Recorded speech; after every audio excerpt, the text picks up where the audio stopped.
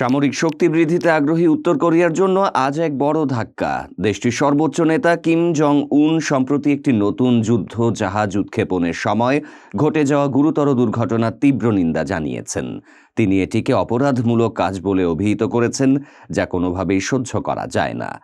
উত্তর কোরিয়ার রাষ্ট্রীয় গণমাধ্যম জানিয়েছে ৫,০০০ টনের এই ডেস্ট্রয়ারের তলদেশের কিছু অংশ ভেঙে পড়েছিল, যার ফলে জাহাজটি ভারসাম্য হারিয়ে ফেলেছিল। এই দুর্ঘটনা কতটা গুরুতর ছিল তা কিমের প্রতিক্রিয়ায় স্পষ্ট।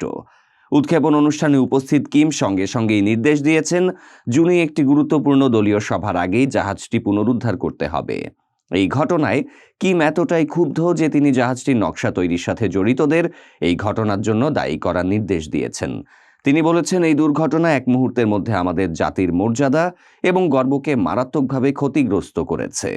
যদিও রাষ্ট্রীয় গণমাধ্যমের প্রতিবেদনে কোনো হতাহত বা আহত হওয়ার কথা উল্লেখ করা হয়নি, তবে এই দুর্ঘটনার জন্য কিম সম্পূর্ণ অসাবধানতা, দায়িত্বজ্ঞানহীনতা এবং অবৈজ্ঞানিক অনভিজ্ঞতাকে দায়ী করেছেন।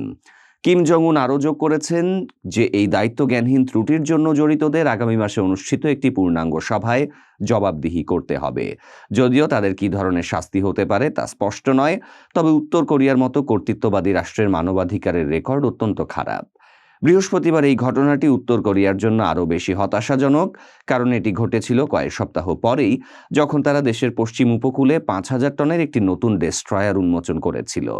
তারা দাবি করেছিল যে এই জাহাজটি ৭০টিরও বেশি ক্ষেপণাস্ত্র বহন করতে সক্ষম।